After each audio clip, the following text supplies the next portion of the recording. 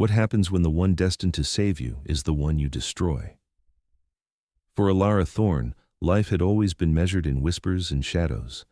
Born an Omega in the Crimson Veil Pack, she existed at the bottom of a hierarchy as old as the moon itself, beneath alphas who commanded with a glance, beneath betas who served with honor, even beneath the common wolves who at least had the comfort of belonging.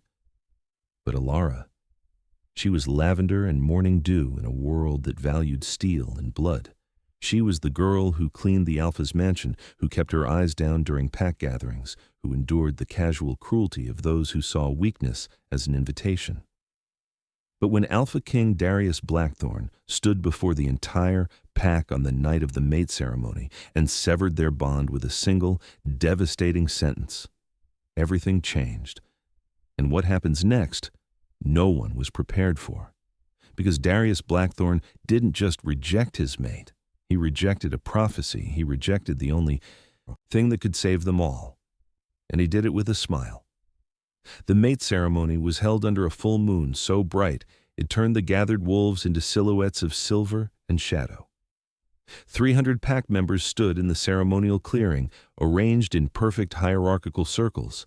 Alphas closest to the raised platform, betas forming the second ring, common wolves filling the outer edges. And there, pressed against the tree line where she'd hoped no one would notice, stood Alara.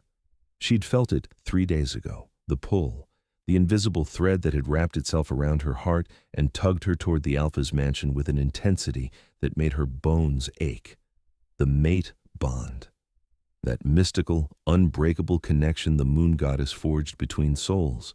Her wolf had stirred for the first time in her life, a faint presence in the back of her mind, like a voice calling from the bottom of a well. Him, her wolf had whispered. Our mate. Alara had tried to ignore it, had tried to convince herself it was impossible.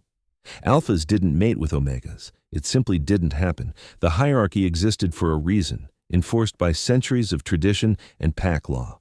Alphas mated with alphas, or sometimes with strong betas, never with Omegas.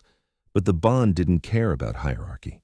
And now, as Alpha Darius Blackthorne stood on the platform in his ceremonial black leather, his dark hair catching the moonlight, his scent, forest and embers and ozone and steel, washing over the crowd with suffocating intensity, Alara knew the truth. He felt it too. She watched him scan the crowd, his silver eyes sharp and assessing. He was beautiful in the way apex predators were beautiful, all power and danger wrapped in human skin. At 28, he was the youngest Alpha King in Crimson Veil history, having claimed the title after defeating his own father in ritual combat. Ruthless, ambitious, perfect. His gaze swept past her once, twice, then locked on. Time stopped. The mate bond flared to life between them, a golden thread only they could see, pulsing with warmth and recognition and terrible, inevitable truth. Alara felt her breath catch, felt her wolf surge forward with desperate hope. Mate, her wolf sang, accept us, please. But Darius's expression didn't soften, his jaw clenched, and in his silver eyes, Alara saw something that made her blood turn cold, disgust. Alara Thorne, his voice boomed across the clearing, amplified by Alpha command. Every wolf fell silent. Come forward. 300 pairs of eyes turned to her. Alara's legs moved without conscious thought, carrying her through the crowd that parted like water around something contaminated. She climbed the 3 wooden steps to the platform, her simple gray dress, the only formal clothing she owned, suddenly feeling like rags next to Darius's finery. You feel it, Darius said, not a question. His scent was stronger here, mixing with hers in a way that should have been intoxicating. But his tone was ice. The bond. Yes, Alpha, Alara whispered. Her lavender and morning dew scent was trembling, showing her fear to every wolf present. Look at me. She raised her eyes. Up close he was even more devastating. Sharp features, a scar cutting through his left eyebrow, the kind of masculine beauty that belonged on ancient coins. His mate mark, the glowing symbol that would appear on both of them once they accepted the bond, flickered faintly on his neck. A crescent moon wrapped in thorns. The moon goddess, Darius said, his voice carrying across the silent clearing, has made an error. Gasps rippled through the crowd. I am Alpha King of Crimson Veil. the most powerful wolf in 3 territories. My bloodline is pure, my strength unmatched. I will lead this pack into a new era of dominance." He paused, letting his words sink in. I will not be bound to an Omega." The bond between them pulsed, confused, hurting. "By the authority granted to me under pack law, and in the name of Crimson Vale's future," Darius continued, his voice as formal as a death sentence, "I, Darius Blackthorn, Alpha King, reject you, Alara Thorn, as my mate." The words hit like a physical blow. Alara staggered, her hand flying to her chest as the bond began to tear. It felt like someone had reached into her ribcage and started pulling out her heart, one fiber at a time. "Do you accept my rejection?" Darius demanded. The pain was blinding. The bond was screaming, trying to hold on, but pack law was absolute. A rejection had to be acknowledged, had to be completed. Alara's voice broke. Tears streamed down her face. "I accept." The bond snapped. It was like every light in the world went out at once. The golden thread disintegrated, taking something vital from deep inside Alara with it. She fell to her knees, a scream tearing from her throat that had nothing human in it, pure animal agony. The crowd watched in silence. No one moved to help. This was the price of reaching above your station. Darius stood over her, his expression carved from stone. "You have 24 hours to leave pack territory. If you're found here after sunrise tomorrow, you'll be dealt with as a rogue." He turned to his guards. "Remove her." 2 beta males hauled Alara to her feet. She couldn't feel her legs, couldn't feel anything except the gaping wound where her wolf had been, where the bond had lived for 3 perfect days before being ripped away. They dragged her through the crowd.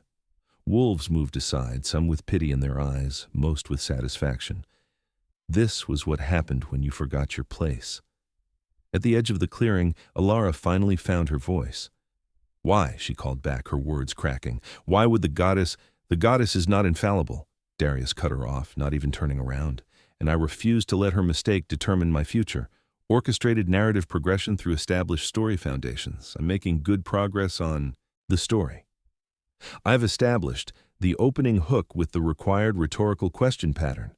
The werewolf hierarchy and world-building Alara as the protagonist with her scent, lavender, morning dew. Darius as the Alpha King rejector with his scent, forest, embers, ozone, steel. The public rejection ceremony. The bond severing and physical pain. The public humiliation, guards removing her. Now I need to move into the part where she's cast out into lethal conditions, and her parents refuse to help. I'm currently around 200 words, so I need to wrap up Act 1 soon and move into Act 2. Let me continue with her being cast out and approaching her parents, then transition to the wilderness survival section. The guards dumped Alara at the base of the pack's boundary marker, a massive oak carved with territorial runes. Beyond it lay the neutral lands, and beyond that, the howling woods where rogues hunted and winter storms killed even strong wolves. "You have until dawn," one guard said, not unkindly. Then they were gone, melting back into the forest. Alara sat in the dirt, shaking. The physical pain of the severed bond was fading, replaced by something worse, an emptiness so profound it felt like drowning in air. Her wolf, that faint presence that had finally awakened, was silent again, retreating into the depths of her mind, wounded beyond measure. She forced herself to stand. 24 hours. She needed supplies, clothing, food, something to survive whatever came next. Her parents' house was a small cottage on the outskirts of pack territory. Alara had been raised there, though raised was perhaps too generous a word. Her father, Marcus Thorn, was a beta, respectable enough. Her mother, Lydia, had been a common wolf. They'd always treated Alara like a shameful secret, especially after she presented as Omega at 13. An Omega daughter, her father had said, his disappointment palpable. What did we do to deserve this curse? But they were still her parents. Surely they would help now. The cottage was dark except for a single candle in the kitchen window. Alara knocked, her knuckles raw from where she'd scraped them falling. The door opened a crack. "No," her father's voice, flat, final. "Papa, please, you brought this on yourself." The door started to close. "I didn't ask for the bond." Alara shoved her foot in the gap. I didn't ask to be his mate. I just need supplies, food, a coat, please.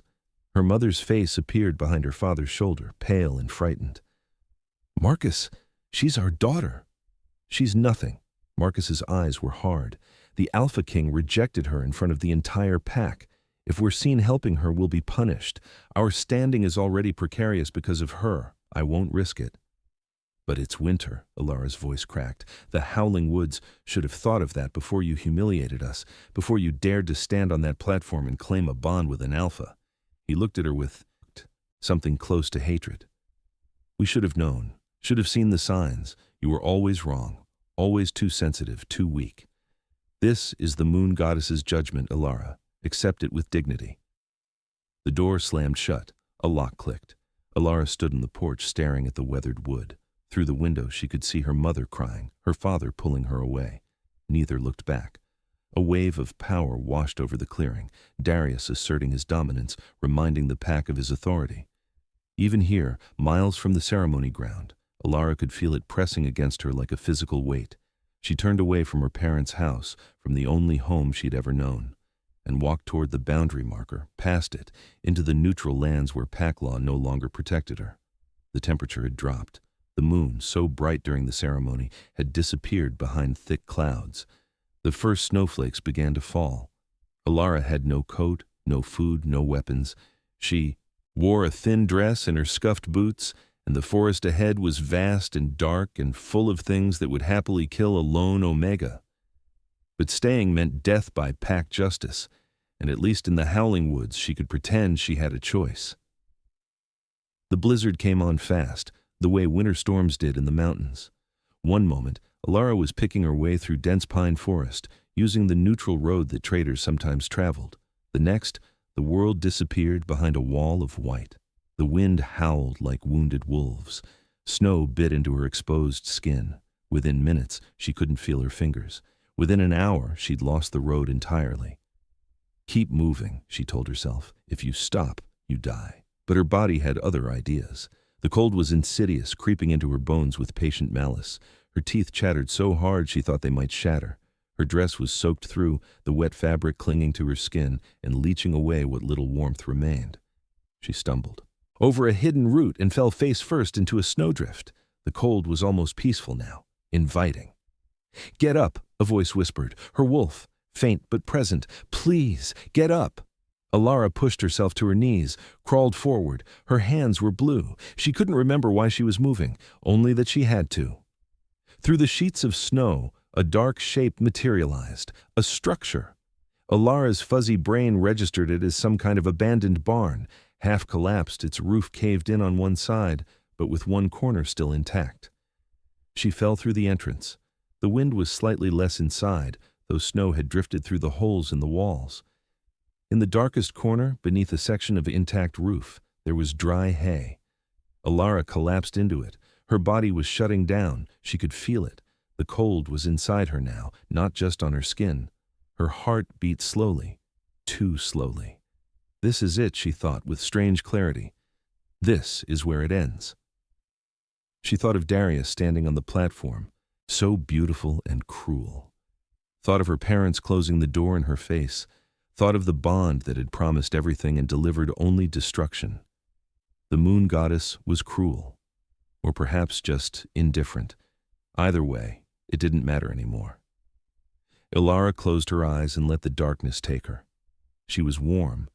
That was her first coherent thought as consciousness slowly returned. Warmth. Not the hypothermic cold that had been eating her alive, but actual genuine heat. Her second thought was, breathing. I'm hearing breathing, multiple someones breathing. Alara's eyes snapped open. The barn was darker now, full night had fallen, but her wolf senses, weak as they were, adjusted quickly. And what she saw made her heart stop. Wolves, massive wolves, surrounding her on all sides. 1, 2, 3. She counted them, her mind struggling to process. 4, 5, 6, 7, 8, 9, 10. 10 enormous wolves formed a circle around her huddled form in the hay, their bodies pressed close together, creating a living barrier against the storm that still raged outside. They were huge, larger than any wolves she'd seen in Crimson Vale, larger than even the most dominant alphas in their wolf forms. Their fur was dark, ranging from charcoal to pure midnight black, and in the dim light, their eyes glowed with an otherworldly amber light. They'd saved her, kept her warm, protected her from the blizzard. Why? Rogues killed Omegas on sight, and these wolves, they had to be rogues. No pack would have wolves this size, this wild-looking, but rogues weren't altruistic. They didn't rescue dying she-wolves out of kindness. The wolf directly in front of her, the largest of them all, raised its massive head. Its eyes weren't just amber, they were ancient, knowing. It studied her with an intelligence that had nothing animal in it. Then, in a display that should have been impossible, the wolf's form began to shimmer. Bones flowed and reshaped, fur receded. Within seconds, Olati, man crouched where the wolf had been. He was older than Darius, perhaps in his mid-30s, with silver threading through his dark hair despite his relative youth. Scars crossed his face and bare chest, each one telling a story of survival and violence.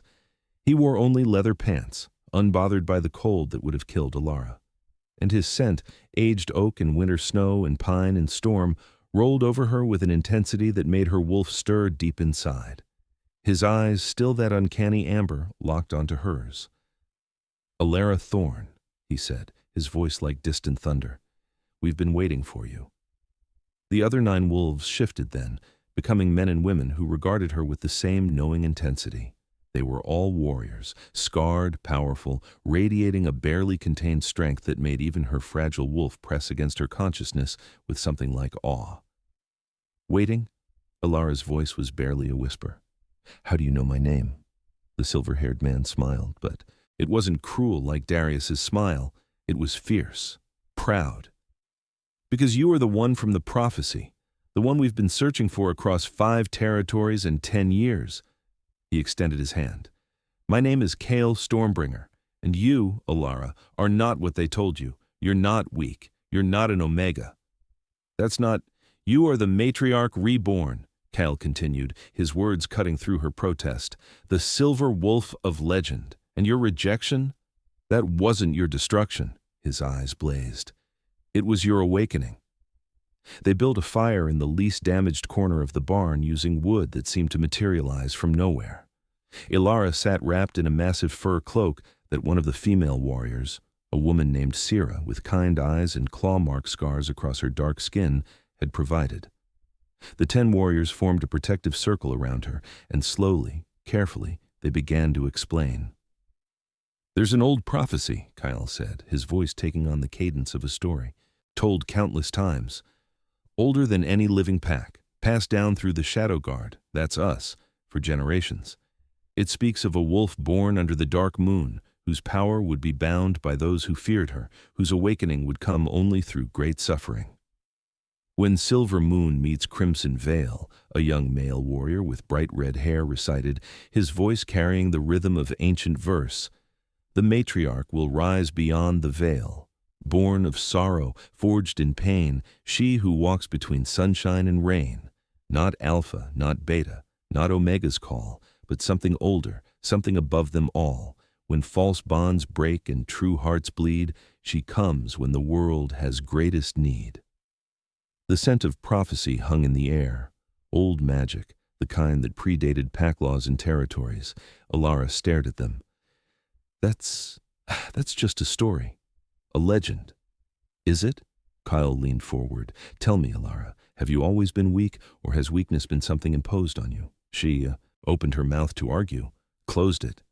Because it was true, wasn't it? She'd always felt muffled, like there was something inside her trying to reach the surface but couldn't.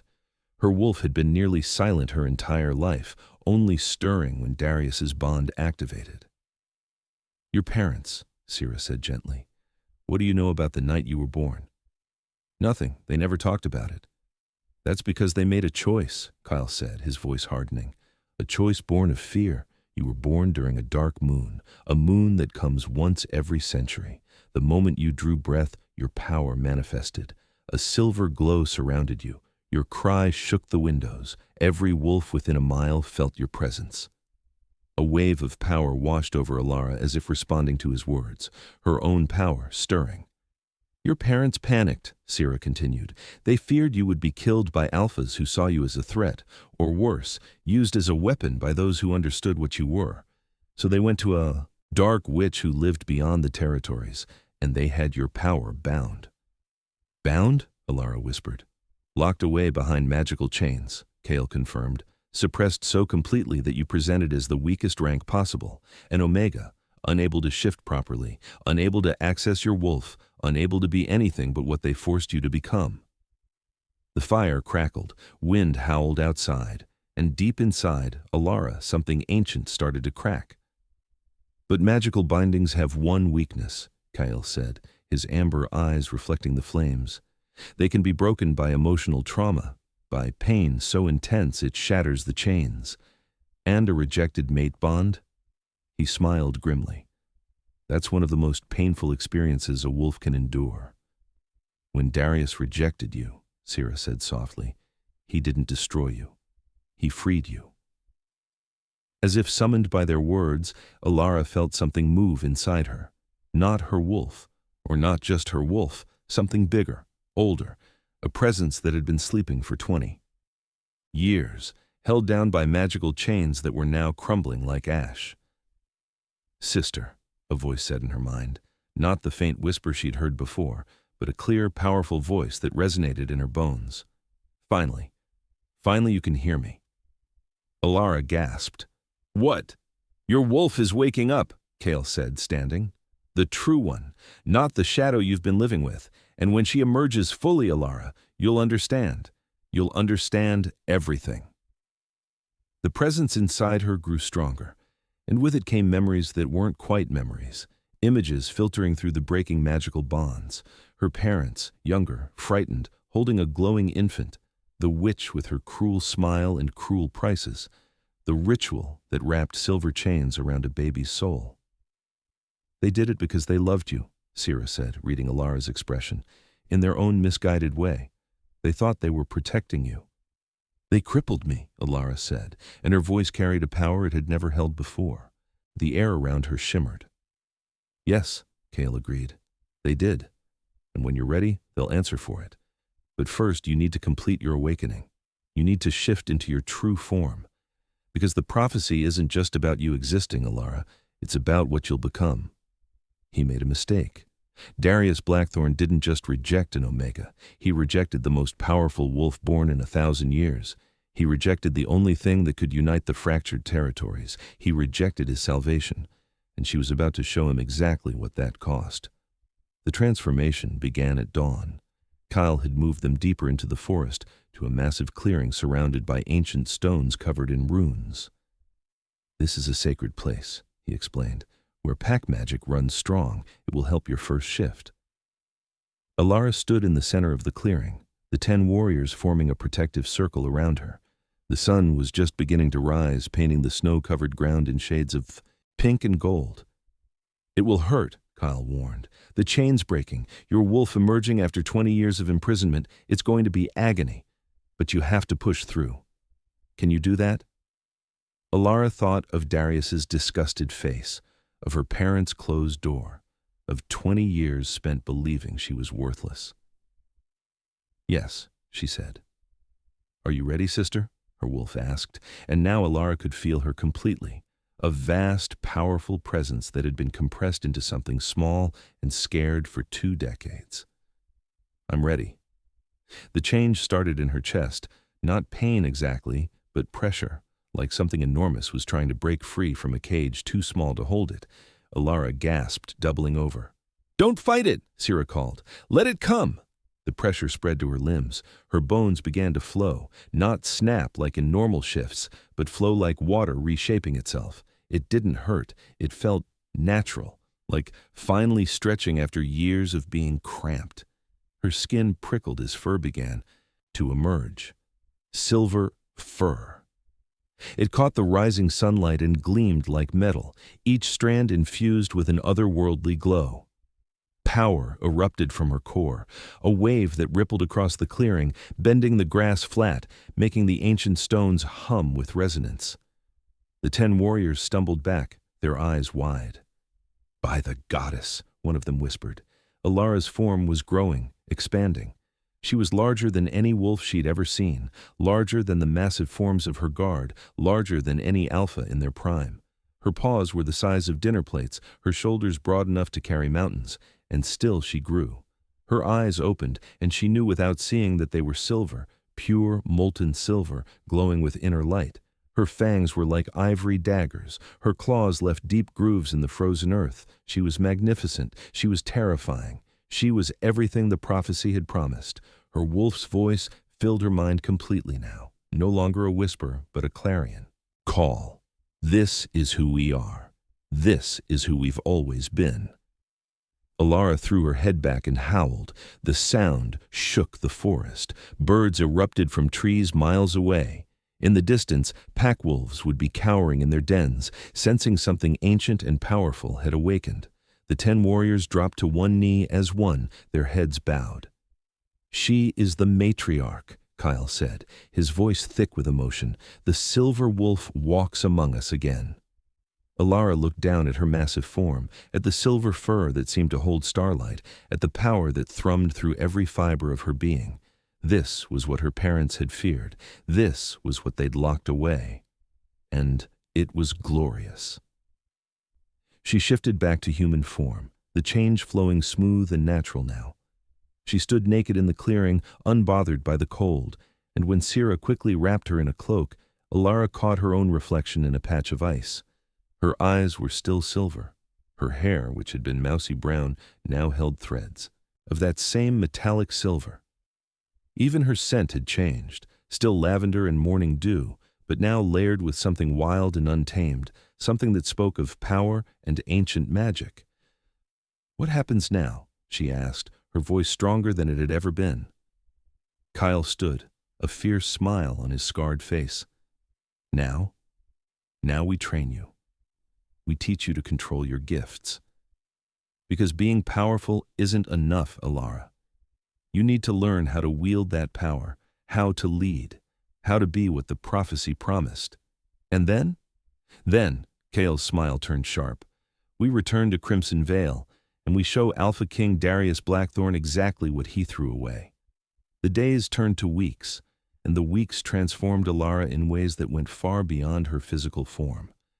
The Shadow Guard's encampment was hidden deep in the neutral territories, a series of cabins built around a central training ground, all concealed by ancient wards that kept curious wolves at bay.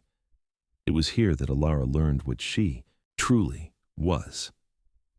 "The matriarch isn't just a powerful wolf," Kale explained during their first formal lesson. "She's a bridge between the ancient ways and the modern packs. She carries abilities that haven't been seen in centuries." The first ability to manifest was empathy. Alara discovered she could feel the emotions of wolves around her, not just vaguely, but precisely. When Sira was homesick, Alara felt it as a sharp ache beneath her ribs. When young Rowan, the red-haired warrior, was afraid during a training exercise, Alara tasted his fear like copper on her tongue. "It can be overwhelming," Sira warned, teaching Alara how to shield her mind. "But it also makes you an incredible leader. You'll know when your pack is suffering, when they need you." The second ability was healing. During a particularly brutal sparring session, one of the warriors, a massive man named Thorn, broke his arm. Alara felt his pain through her empathic link and, acting on instinct, placed her hands on the yaour. Break! Silver light poured from her palms, and the bone knitted together in seconds. Thorn stared at his healed arm in awe. The old texts spoke of this. The matriarch could heal her people. But the third ability was the one that made even Kale nervous: command. "Alpha command is one thing," Kyle said carefully. "It's a tool of dominance, forcing submission through raw power. But matriarch command is different. It's absolute. When you use it, wolves have no choice but to obey. No alpha, no matter how strong, can resist it. They tested it on a captured rogue who'd been causing trouble in the neutral territories. Alara spoke a single word: kneel, and the rogue's legs buckled instantly, his body obeying before his mind could even process the command. The scent of his terror hung heavy in the air, sour and acrid. "This is the power that frightened your parents," Kyle said quietly. "This is why they bound you. because a wolf with this much power could reshape the world, for better or worse. Beyond abilities, Alara learned to fight.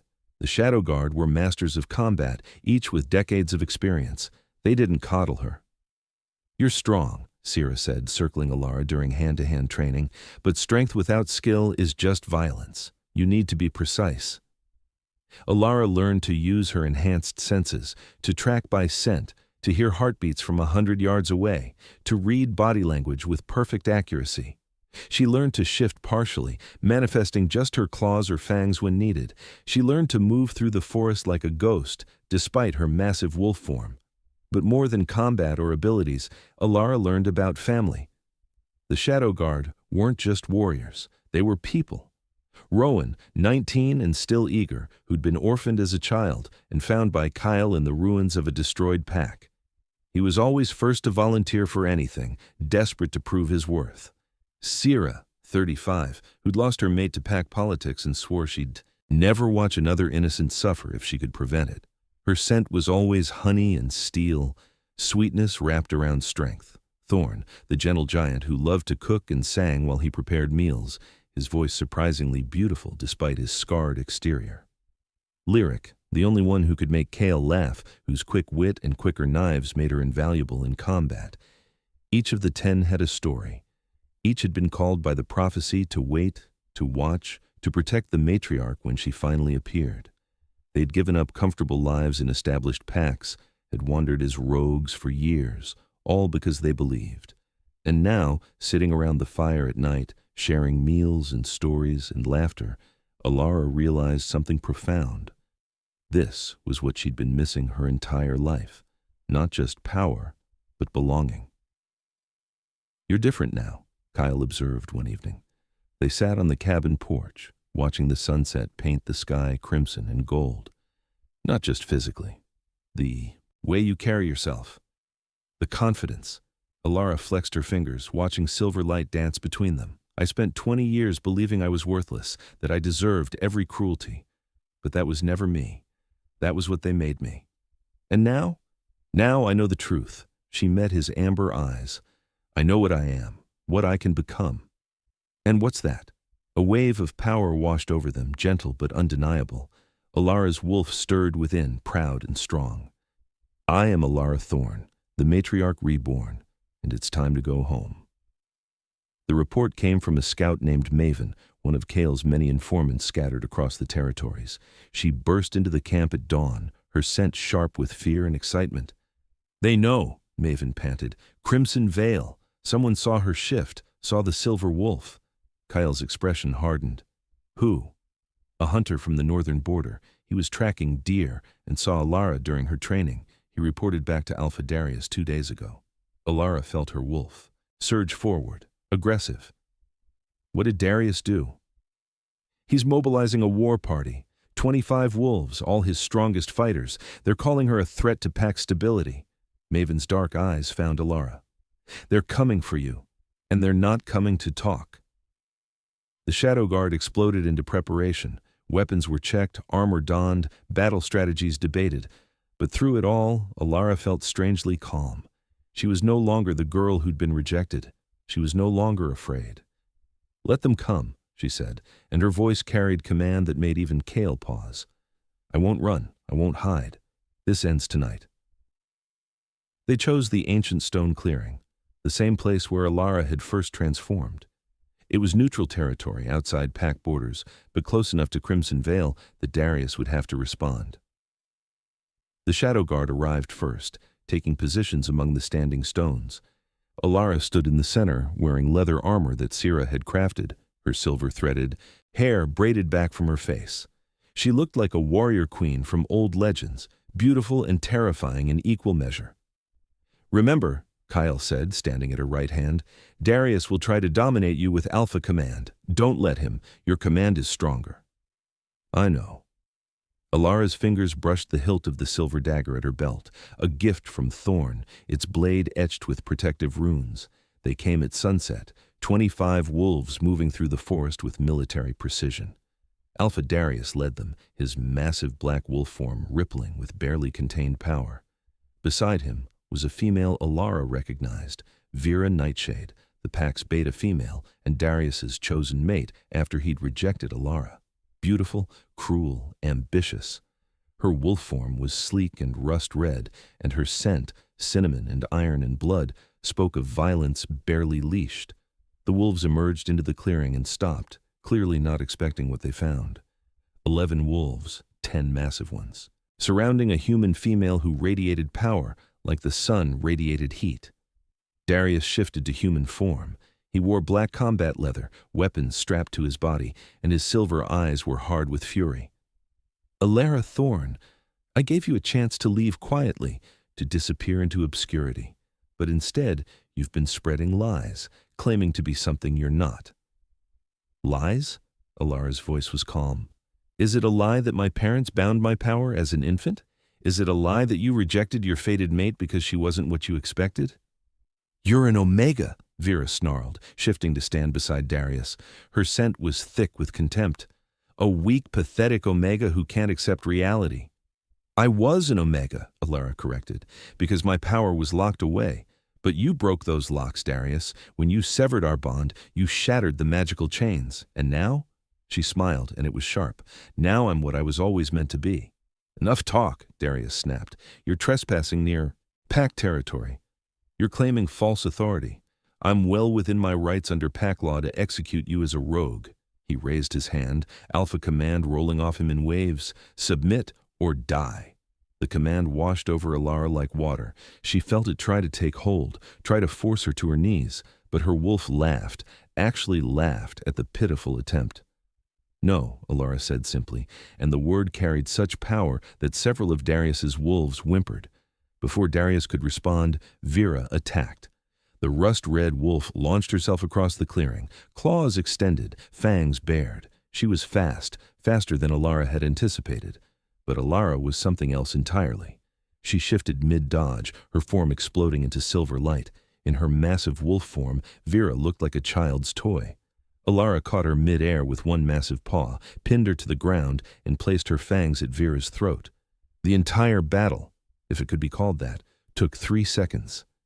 Alara's wolf rumbled, a sound like distant thunder. Vera lay frozen beneath her, every instinct screaming that she was facing an apex predator. The scent of her fear was overwhelming, sharp and sour and absolute. Alara shifted back to human, standing over Vera's prone wolf form. I could kill you. I could crush your windpipe without even trying. But I'm not here for vengeance. I'm here for justice. She looked up at Darius, whose face had gone pale. You wanted to know what I am? Let me show you. Alara called her power to the surface. The 10 warriors of the Shadow Guard, responding to her command, shifted simultaneously. But their forms weren't just large wolves. They were dire wolves, creatures from ancient legends, each the size of a small horse, their eyes glowing with amber fire. These weren't just powerful shifters. They were the moon goddess's first children, blessed guardians who appeared only when the world needed them most, and they all bowed to Alara. The Crimson Veil wolves backed up, their aggressive formation crumbling into panic.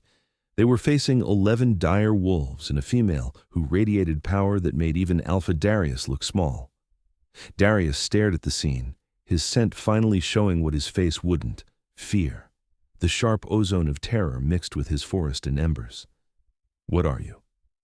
I am the matriarch reborn, Alara said, her voice carrying across the clearing and into the forest beyond. I am the silver wolf of prophecy. I am what your pack was supposed to protect, what you were supposed to honor as your mate. She released Vera, who scrambled back to Darius's side, whimpering. You made your choice, Alara continued. You rejected me to maintain your image, to prove your dominance. But the moon goddess doesn't make mistakes, Darius. She gave you exactly what you needed, a mate powerful enough to help you lead, to protect your pack, to usher in a new era, and you threw it away because of pride. Kyle moved to stand beside her, his dire wolf form towering even over the other guards. His voice, when he spoke, carried the weight of centuries. She offers you a choice, Alpha Darius, the same choice you failed to give her. Kneel, Alara said, and the command rolled across the clearing like a physical force. Acknowledge what I am, accept pack law judgment for violating a sacred mate bond, and live. Darius fought it. She could see the struggle in his face, feel his alpha will trying to resist. But matriarch command wasn't something that could be resisted. It was absolute. One by one, his knees buckled, his wolves followed, their bodies forcing them into submission whether they wanted to or not. Even Vera, who'd shown such contempt, pressed her belly to the ground. Darius knelt in the dirt, his head bowed, his scent rank with shame and rage and disbelief. "Mercy," he whispered. "Please." Alara looked down at him, at the alpha who'd rejected her, who'd had her thrown out into a blizzard to die, who'd stood by while her parents closed their door in her face. She could kill him, could end him with a single command, could let her wolf tear him apart the way he'd torn apart their bond. But she wasn't him. She wasn't cruel. "You will never rule Crimson Vale again," she said, her voice carrying finality. "Your title is forfeit, your authority stripped. You'll be exiled to the furthest border of Pack territory where you'll serve as a common guard. You'll protect the Pack you once ruled, but you'll never command it again." She turned to Vera. "And you. Your ambition poisoned you. You'll be stripped of your beta rank and reassigned to the Omega quarters. You'll learn humility from those you once tormented." Vera made a sound of protest, but Alara's command kept her pinned. "The rest of you," Alara addressed the 23 terrified wolves, "will return to Crimson Vale. You'll tell them what happened here. You'll tell them the matriarch has risen. And you'll tell them," she paused, letting her power build, "that these territories are under my protection now. Any pack that abuses its weakest members will answer to me. Any alpha who rejects a sacred bond will face judgment. Any leader who chooses pride over duty will be removed." She released the command. The wolves scrambled to their feet, desperate to escape. "Go," she said softly, "and remember what you saw here." They ran, all except Darius, who remained kneeling, his world shattered around him. Alara crouched before him, forcing him to meet her silver eyes.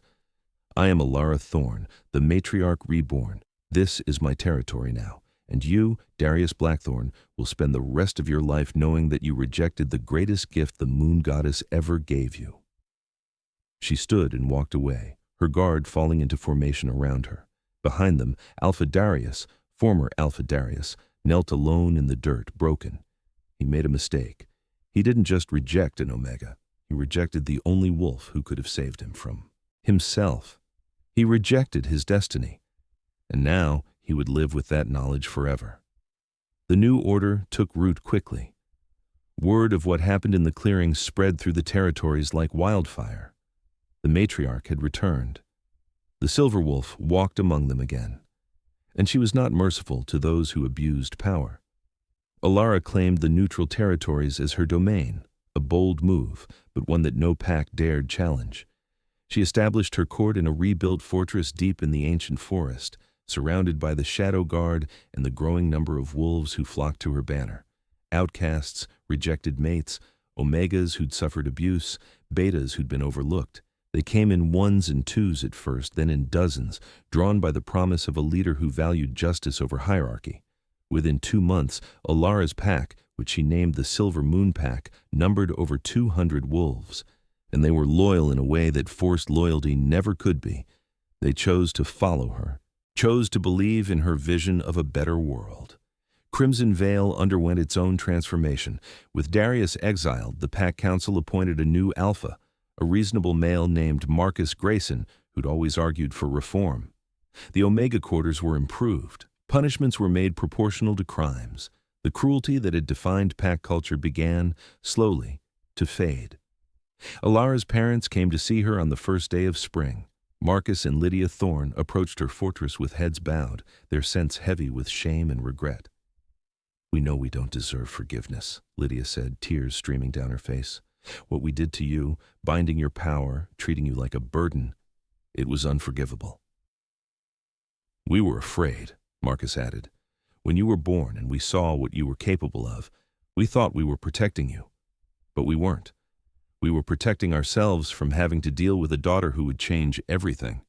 Alara looked at them, these people who'd raised her but never truly saw her. She felt her wolf stir, still angry, still wounded by their betrayal.